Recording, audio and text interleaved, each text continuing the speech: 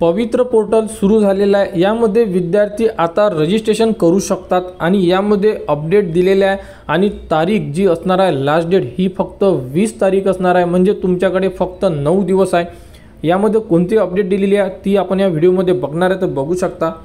TID 2022 टप्पा 2 साठी स्वप्रमाणपत्रांची नोंदणी दुरुस्ती करण्याची सुविधा पवित्र पोर्टलवर उपलब्ध करून देण्यात येत आहे।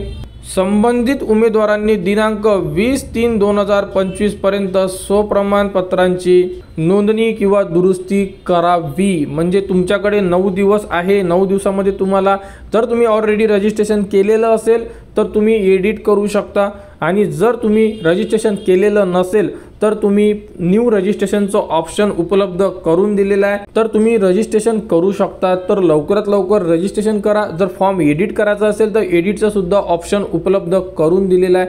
9 दिवस आहे।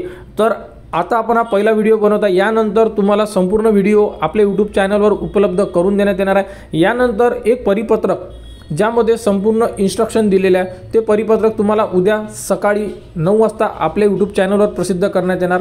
त्यामध्ये कोणकोणते पॉईंट्स दिलेले आहे, यामध्ये रजिस्ट्रेशन कोण करू शकते या संदर्भात संपूर्ण अपडेट असणार आहे। त्यानंतर यामध्ये कोणते विद्यार्थी अप्लिकेबल आहे, म्हणजे कोण फॉर्म भरू शकते हे, तर विद्यार्थ्यांनी स्टार्टिंगला ही डेट लक्षात असू द्या आणि डॉक्युमेंट रेडी करा। जर तुम्ही रजिस्ट्रेशन केलेलं नसेल, जी लास्ट वेळा जी भरती झाली होती म्हणजे टप्पा 1 त्यामध्ये जर तुम्ही रजिस्ट्रेशन केलेलं नसेल तर तुम्ही न्यू रजिस्ट्रेशन करू शकता आणि जर तुम्ही तेव्हा रजिस्ट्रेशन केलेलं आहे तर तुम्ही तुमचा फॉर्म एडिट करू शकता आणि स्वप्रमाणित सुद्धा करू शकता। तर त्याबद्दलच्या संपूर्ण अपडेट स्टेप बाय स्टेप आपल्या आता यूट्यूब चॅनलवर देण्यात येणार आहे।